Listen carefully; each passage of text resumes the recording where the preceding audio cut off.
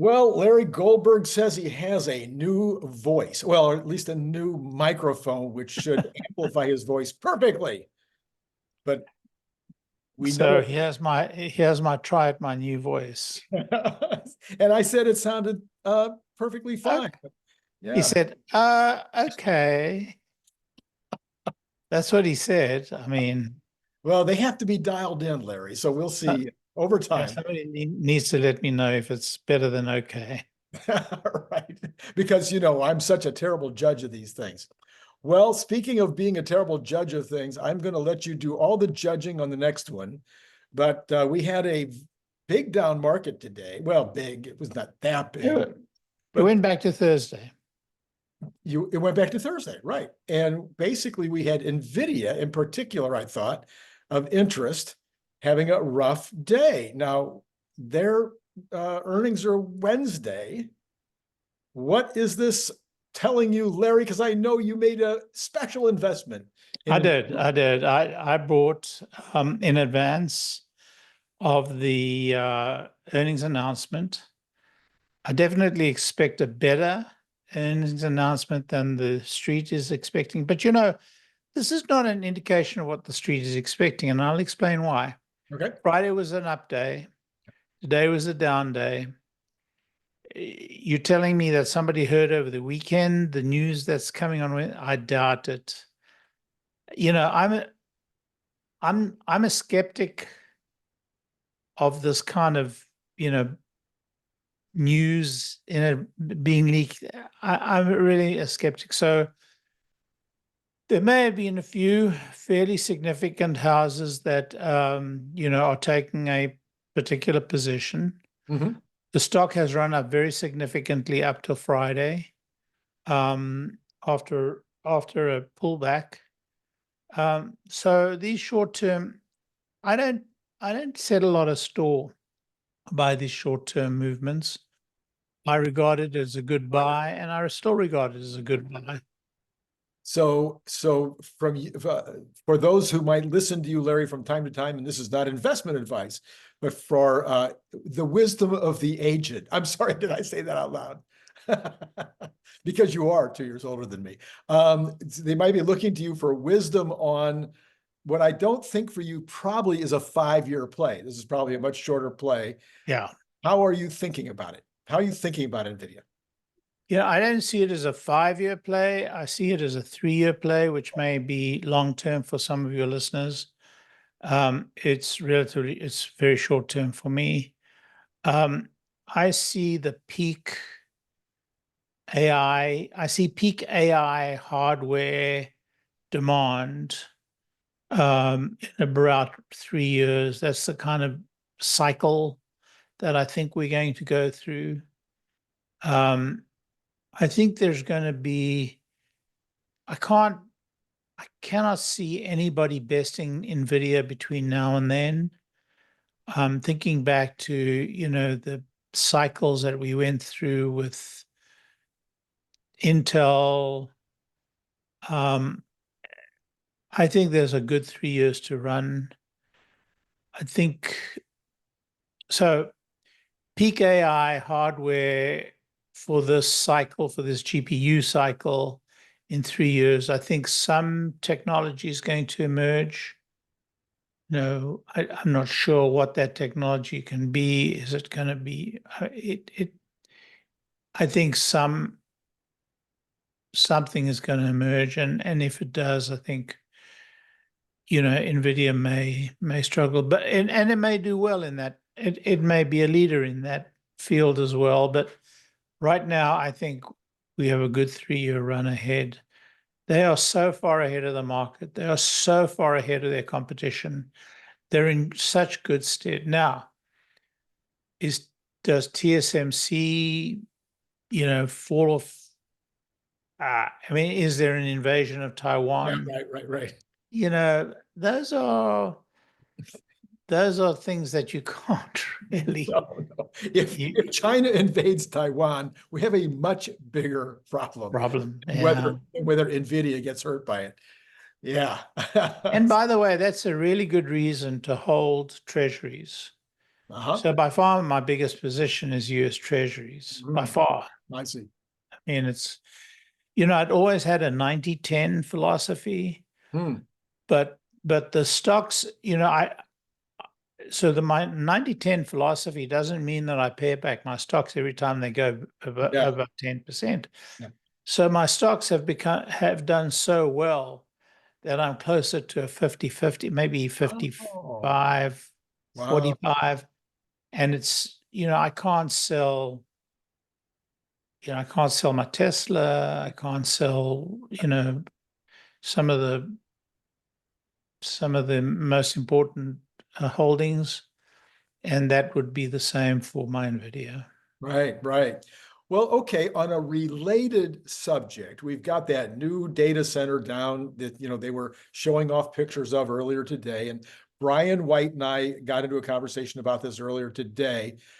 And his concern, or his interest, I suppose, concern wouldn't even be quite the right word.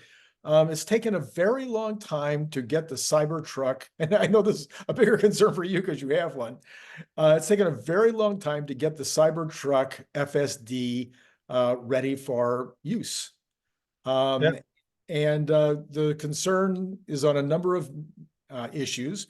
One would be, okay, is it going to take that long to get it ready for the Cybercab? Is it going to take that long every time one of the other companies comes in and wants a licensing agreement? What do you think? That's the reason they're expanding their compute. Okay. That is the very reason they're expanding their compute. Okay. Now, what you're going to find is that they're going to evolve techniques to automate the generation of the model for these different form factors and these different processor, or these particular versions of the AI hardware. So the cycle of deployment is going to collapse. I mean, this is so classic, going back 50 years. You rush to get your minimum viable product out, and then you add all the bells and whistles. But in this case, they had to decide on which version they were going to roll out and then which others they would roll out. But soon they will try to evolve a means to generate the model for all of the formats in one pass. It's not going to happen overnight. They've got many other fires to put out, many other, priorities that they have to address first. But, within a reasonable period of time, once they have the product perfected, then they'll perfect the deployment mechanisms. So, yeah, we will have to live through this for the next year or two, waiting for Godot, the guy that never turns up. That's what it feels like for the people who are waiting, and but all of this will pass, and we'll get to a point. They'll build out this cortex. They will complete the initial build of the Cybertruck. They'll complete the initial build, or they've just completed the initial build of Hardware 3. And then, they'll start working on automating the, instant deployment of the whole suite. And then Hardware 6 will come along and we'll go through the same cycle. So, yeah, this is just the way it's going to go. Forbes is reporting, and this is pretty interesting, that the website, and we're assuming Elon has requested this and made this happen, has taken down the manifesto, the original manifesto on the website from the very beginning. His first master plan 1. I've actually got that manifesto in the beginning, in the beginning of the book on Elon Musk. And he says, Forbes says it this way, Elon, quoting Elon, "My views on climate change and oil, gas are pretty moderate, he said during a discussion. I don't think we should vilify the oil and gas industry and the people that have worked very hard in those industries to provide a necessary energy to support the economy. As opposed to what he said in the early days on the manifesto, the overarching purpose of Tesla Motors, and the reason I am funding the company, is to help expedite the move from a mine and bird hydrocarbon economy towards a solar electric economy, which I believe to be the primary but not exclusive sustainable solution. He wrote in a 2006 blog, actually not the, well, I assume that's about the same as the manifesto. Anyway, what do you think about this? I know what I think, but I'd like to hear what you think. Those two statements are congruent. They're absolutely aligned. You know, this whole vilification of oil and the whole vilification of, you know, industrial methods that use, you know, these methods, industrial methods that use oil and gas and other mining. I mean, you have to make steel, you have to mine ore. You know, energy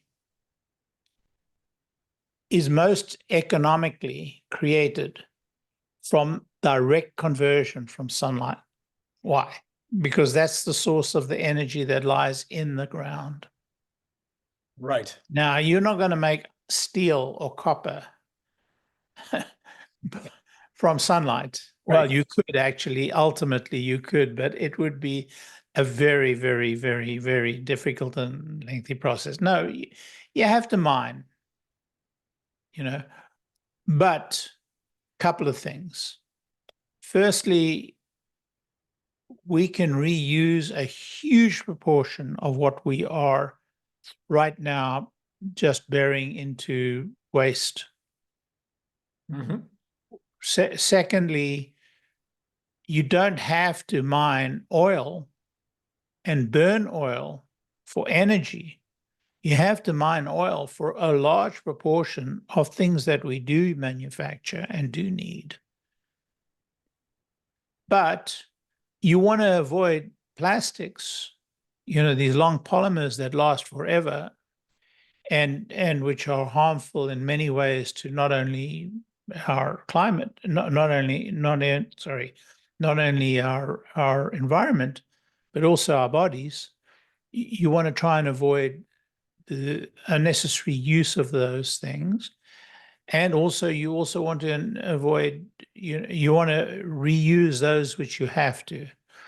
These are sensible things in this century. We understand so much more about the damage that we can do with industrial processes that we didn't know when we invented those processes.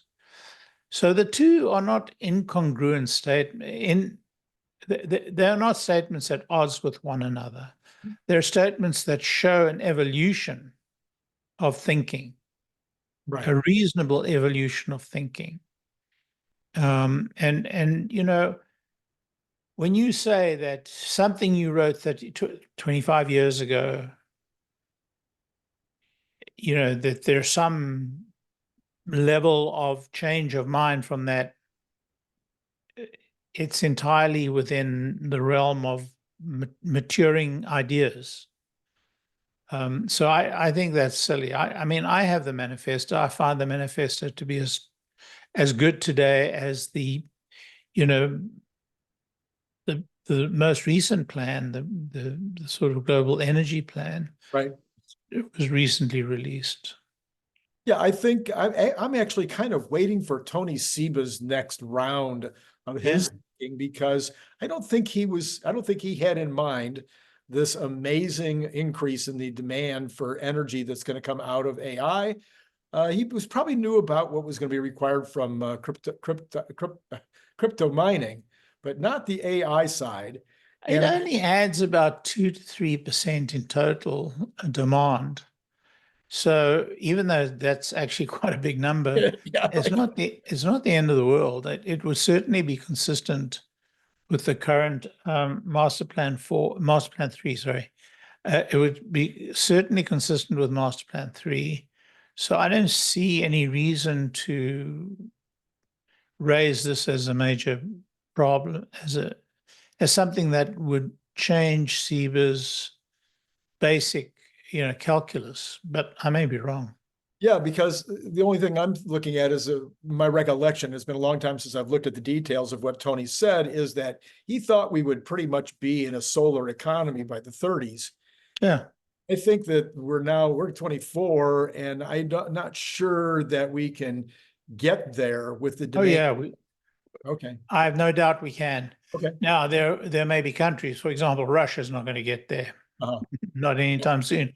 But certainly Europe, the United States could well do it. I mean, if you look at some of the states, they're well along in the process. Texas for sure. California is getting there, and they are huge consumers. Florida is getting there. You're talking about massive consumption in those 3 states alone. So I'm fairly, I don't know about certain, but I think by the early 30s, we should be there. Okay. All right. I'll have to rethink that, Larry. I'll go back and take a deeper dive. Yeah. Be worthwhile doing that, and I'd be interested in your view.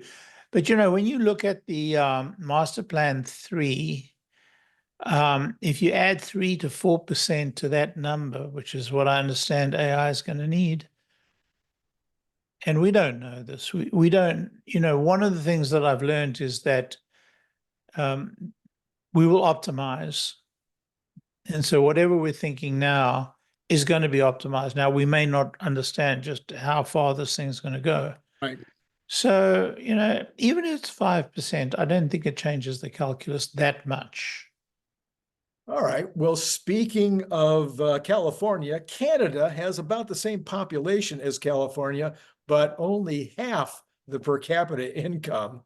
But it's still an important user of motor vehicles, and actually a fairly important manufacturer of motor vehicles. And today, they've decided to protect their manufacturing, their auto manufacturing business in Canada, and put 100%, well, I guess they haven't actually done it yet, but apparently it is proposed. I'm suspecting it's going to happen. They're going to match the US with this with this increase to 100% tariff on all vehicles out of China, motor vehicles out of China, including Tesla, I would assume. Now, maybe there'll be set-asides or things we don't know about. What did you think about all of that? I think it's a marginal issue. I mean, Tesla has a means of shipping from the factories in the US.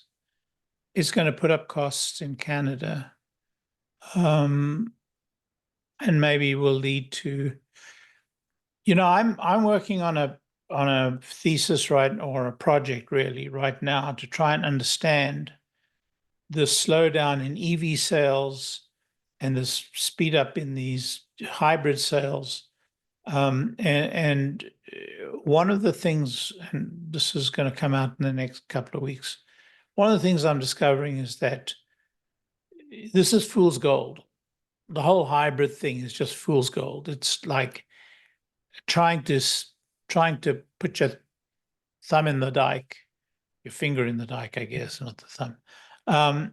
It's fairly clear to me that this is a very temporary expedient. What's happening in China is absolutely, it is. So all these hybrids are going away. Mm-hmm.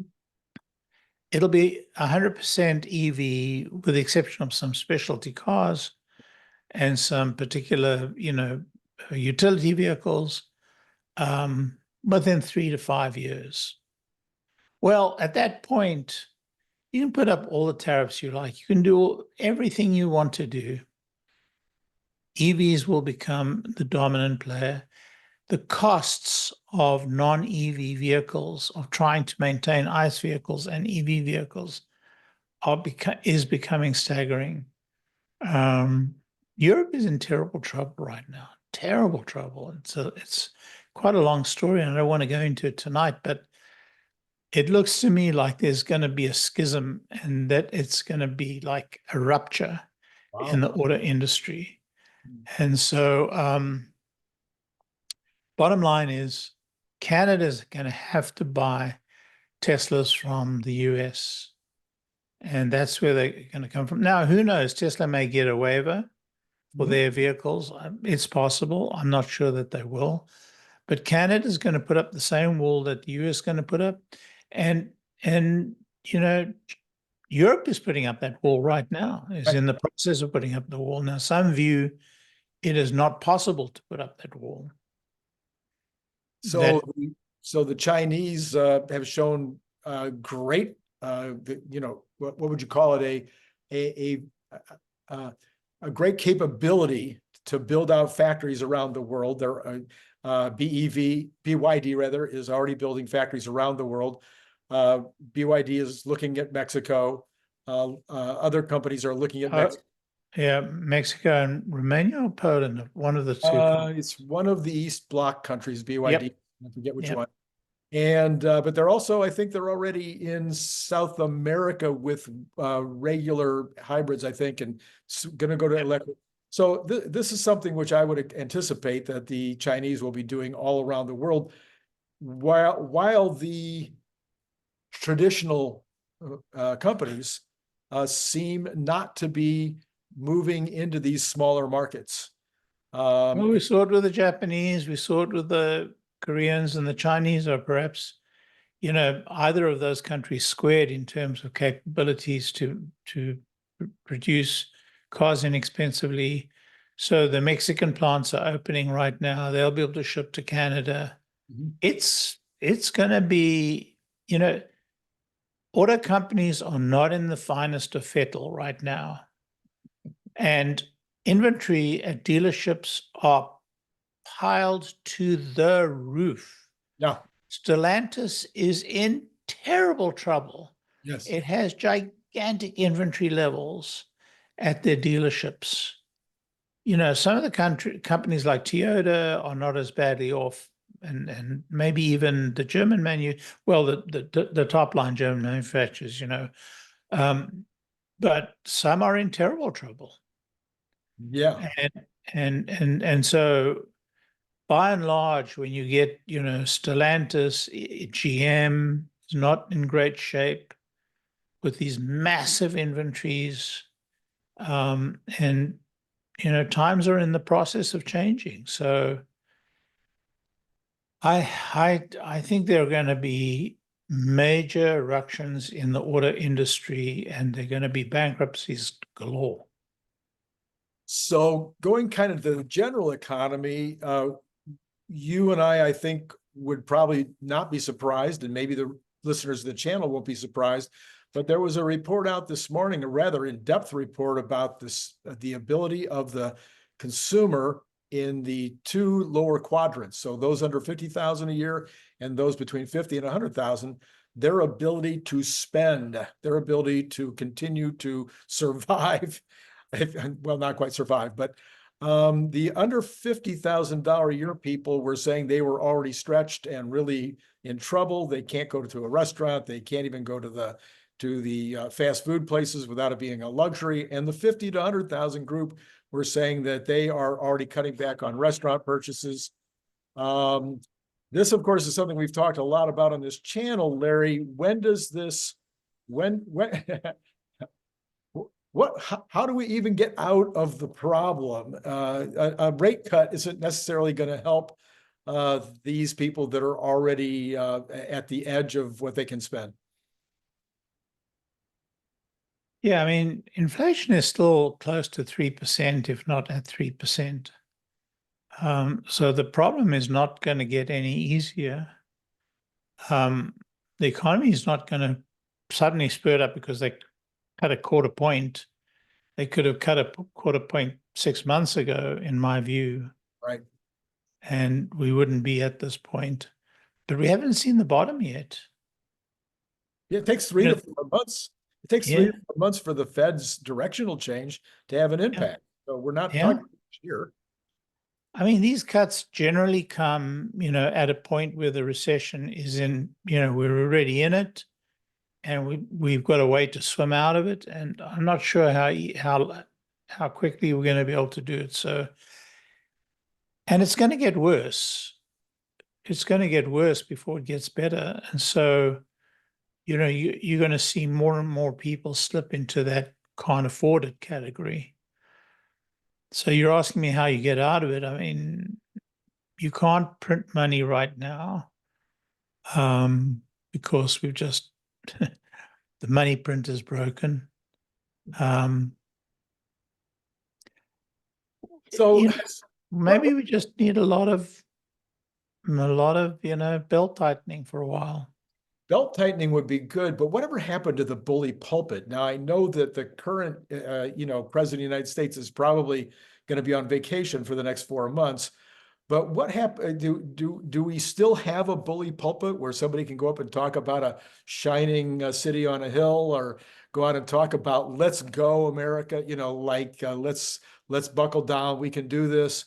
Because a lot of the stuff that in my 105 years of watching U.S. markets, the government can change things here and there. They can push a little here and pull a little there, and the Fed can come in and kind of give a push and not give a push. But really, it comes down to that 70% of the market that is the consumer, and whether they want to spend or not, and whether they can afford to, whether they feel like their job is going to be in place. And I've just always thought it was way more about the coach. Sorry to use the coach analogy, because I don't think an assistant coach is what we need right now. But the guy that can actually give that second half locker room talk is missing, has been missing for a while, maybe from the economic side of things, or even some of the social things like making babies. Yeah, well, these are really rough times we're living through. We're living through a period of social upheaval where a very large number of people in this country have got, social ideas that are novel, extremely novel. They're out of sync with, historic norms. And it's a kind of fever that we have to pass through. I'm sure it will pass, by the way. I'm pretty sure it will pass. It is so out of the norm of human behavior that I think it'll pass. A lot of people, I guess they don't listen to this show, but a lot of people would disagree with me. But, I've been around for a long time. I've seen craziness come and I've seen craziness go. This is in that realm of, behavior. So just have to get through it. And as to cheerleaders, with the greatest respect to your candidate, I don't think he's the guy to cheerlead. And he certainly doesn't have the verbal skills. As far as the lady who wants to be president, I think she is just another veep. So, this is not a case of cometh the hour, cometh the man, or cometh the person. I wonder, see, that would be, yeah, there you go. I know that you're a historian in love with the guy who said that. So we have speaking of needing a second half pep talk, and I know this is going far afield from Tesla, Right. but we have Boeing, whose employees today were quoted, or maybe an employee or maybe a group of employees quoted as saying, yeah, we're always talking stuff. We're always talking down that SpaceX group, and Elon Musk, and and I'm thinking, well, duh, that's what you do in a company. My dad worked for a company he worked for any other company but General Electric pretty much our entire life. And so we could not even buy a General Electric toaster in my house, okay? So this is normal to be like, yeah, those guys, we can, but man, Boeing just can't seem to get it right. What in the world? And we have a new CEO, right? As of last week. Is there any reason to believe this guy is gonna be that guy? It would be amazing if he were able to pull it off. And only somebody who is an extraordinary leader would be able to pull it off. I'm not seeing anything. Maybe I just don't know enough, but I'm not seeing anything in his background that makes me think he's extraordinary. But, you know, perhaps he will, you know, be able to change the culture. Changing culture in a company that large and a culture that's taken that long to become as corrupt as it's become, as, you know, as bad as become, it's very difficult. It's very difficult. It requires major surgery. You know, he'd have to fire every third or fourth person. With, you know, he'd have to identify and replace, not because they're bad people, Yeah. but because he has to break it somehow. Now, maybe he has the genius sufficient to use those existing people and change their culture. But believe me, SpaceX is the least problem, the very least problem they should be focused on. Right. And their attitude to SpaceX, you know, I can only say that the person who wrote that article had an easy job. To find a few Boeing people who would speak ill of SpaceX, that's easy. And, you know, there are so many people who speak ill of SpaceX, even who don't work at Boeing, just, you know, out of, you know, this kind of left-wing attitude towards Elon. It's easy.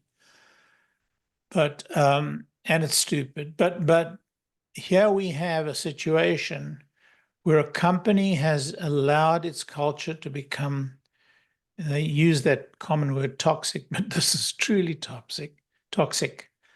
So it's so difficult to solve. And of course, they've got these massive contracts upon which our country relies, you know, very heavily.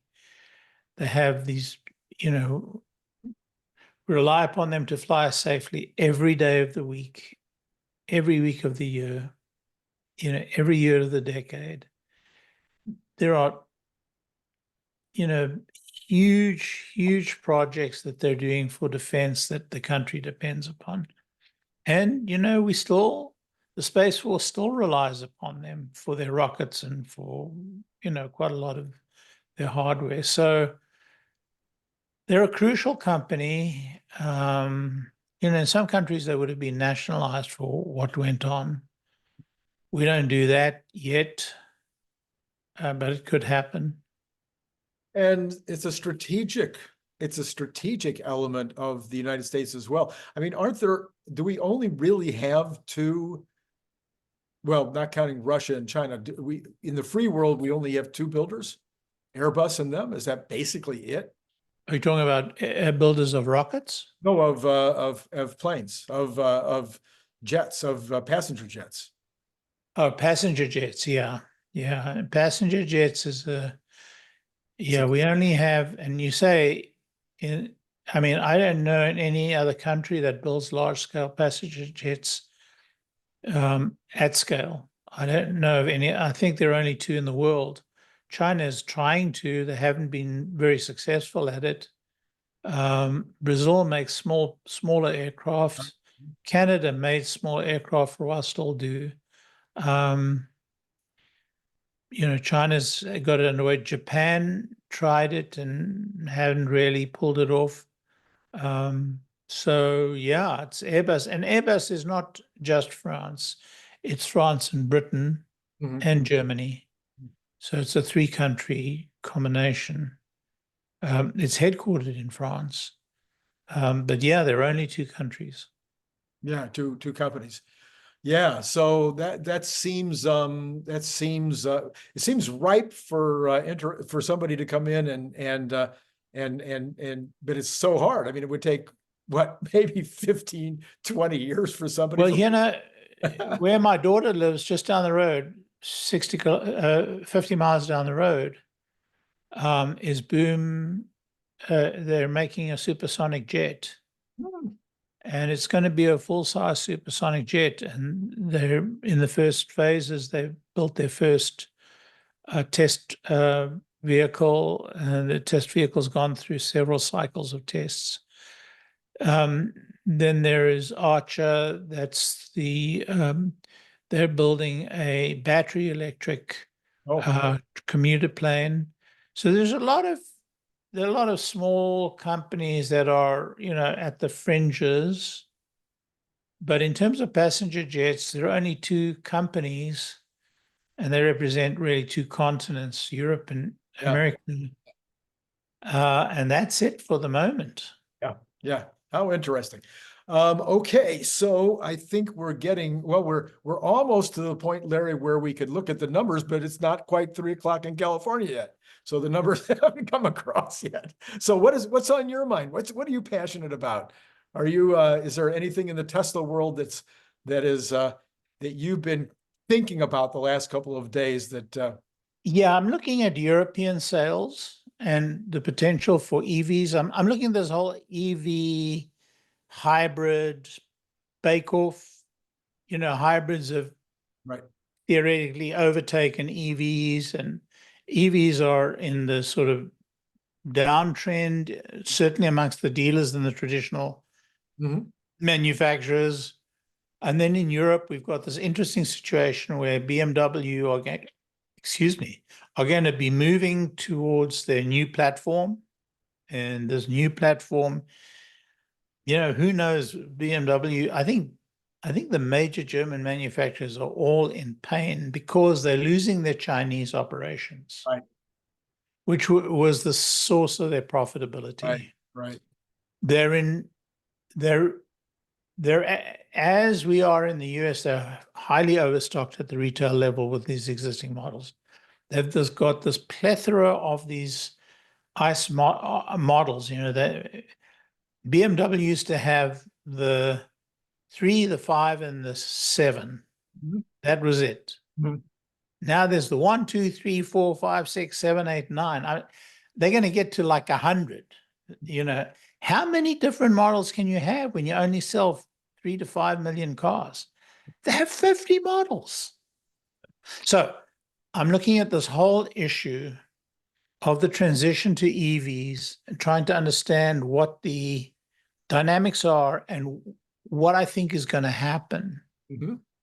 And over this very complicated picture in the United States and in Europe, where the dealer model, where overhanging this problem is the dealer model. And we have China, coming in. Now the question is, what's going to happen? And I think that this thing's going to shatter in 1,000 pieces, and what's going to come out at the other end is a very, very different industry. And then you add in, of course, that Tesla will be introducing a less expensive car and the automated robotaxi fleet, along with the others who now, I read today that Baidu is also getting close to 100,000 rides a week. And so Waymo and Baidu are proving the case on a very small local level that the opportunity in the ride-hailing automated system is a thing. And that's going to be another, a massive disruptor potentially of all of these companies. Yeah. I mean, the question is, how quickly is that disruption going to happen? And does it feed into this issue of where the industry as a whole is going? If you would take a step back and look at the industry as a whole, and you think of autonomy, you think of the Chinese entry, and you think of the global manufacturers and their broken business model, something huge, some huge change is in the wind. And that change was set off in a large part by Tesla. And Tesla, are in a sort of hiatus as they're in the state of transition. Ideally, I would have loved to have seen Tesla transition, 2-3 years ago, and I was arguing very strongly for a new model. And Gary Black was, 2 to 3 years ago. And kudos to Gary, he was absolutely on target.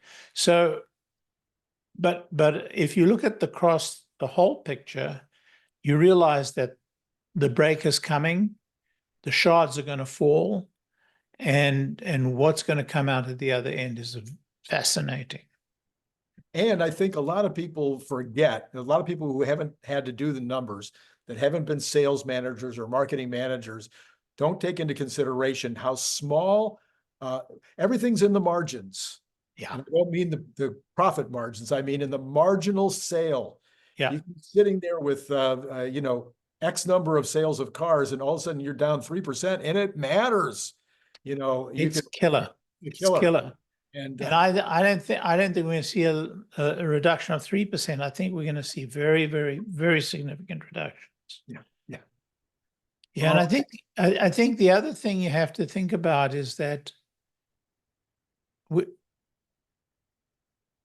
we've driven the average price of cars up across the board. It's not, Tesla's not out of line anymore. Right. Every one of them have driven up. Right. And so when autonomy comes, the amount of money that is going to be lost by the general public globally is gigantic. In terms of the valuations of their used cars. Yeah. Yeah. Absolutely. Been thinking about that for years. Yeah. Yeah, I know. We've talked about it before. Yeah.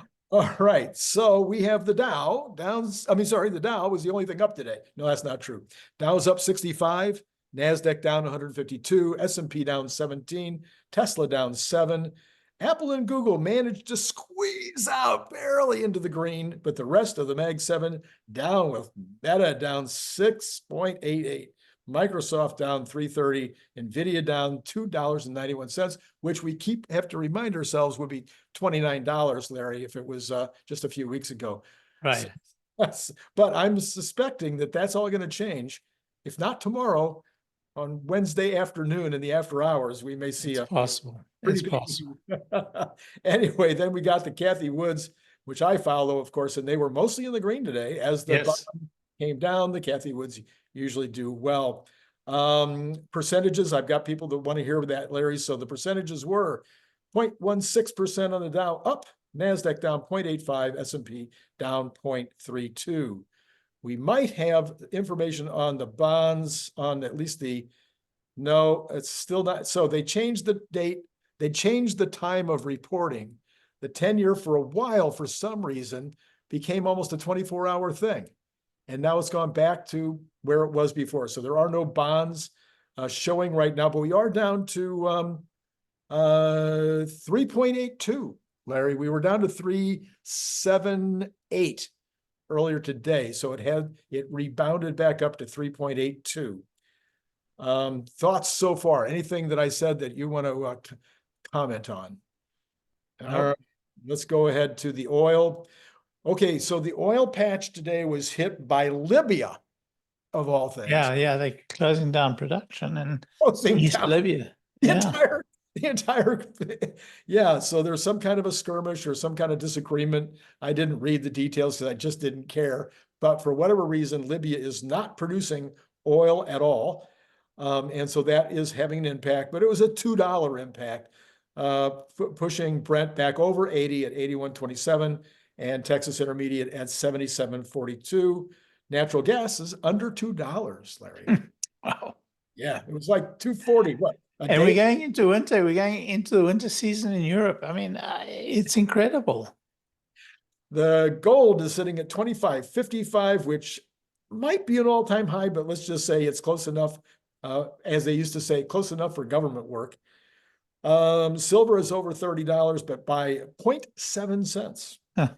And copper still right in that same range, $4.23. The dollar up in against the euro, down against the Japanese yen, and Bitcoin sliding again back towards 60 at 63,262. So I can't keep up. Now it says here that the futures are available, and yet I can't find them on my thing here. It says the futures are edging lower, but for some reason they're not showing. Are they showing on yours, Larry? I'm about to look. Okay, on CNBC they're not showing. Let's see what it says in the article itself. Futures tied to Dow Jones slipped 0.6%, 0.06, I'm sorry. On the Dow is down 0.06, S&P down 0.09, and NASDAQ down 0.12, even though it wasn't showing in the nice. Yeah, I'm not getting the numbers, but I am getting that the actual The fell. article. Yeah, but they're not giving us the Yeah. rates. They're not giving us interest rates. So directionally, we ended the day down at the end of the day, and now we're showing directionally continuing that direction. Oh, I didn't check on Tesla in terms of directionally the after hours. It says here down 0.06%. So it also is continuing to show that kind of direction. I personally, okay. I saw a guy come out today, talked about this a little this morning. He was like me. He was one of the few people that picked the 10% correction a few weeks ago. He says he sees another correction probably no later than October, but maybe in September. What do you think, Larry? It's more than possible. It could be a very harsh correction. Could be more than 10. Yeah. Yeah, could be. I mean, you have to have these corrections from time to time, and the market is out. You do, but we're going to go through some pretty bad news. It's going to come. Right now it's coming piecemeal, but then it's going to come like, we're going to get hit hard with it, and this election is not. It's not conducive to a good market. It is really not. Yeah, people are nervous. One possible time that the correction could start would be on 8/6. No, is it 8/6? 8? No, I'm sorry, 8/12. 8/12. That's the day the Fed makes their announcement. And so selling on the news could possibly start that correction off. Unless it's a half point. Unless it's a half point, then they'll be exuberant. They'll be dancing in the streets, right? There will be before they wake up in the morning and say, "Oh my God, maybe I did." Yeah, what does that really mean? Right. Is this good news or bad news? Yeah. All right, Larry. I think that's all we got for today, unless you've got any last thoughts. No, I don't have any last thoughts. I've spoken at enough length. I'm probably wore out my welcome. No, that's never going to happen. Not on this channel. Whatever happens on the other channels, you are always welcome here. And thank you, Larry, for helping us kind of look through all these different things. And for all of you out there, it's been great talking to you.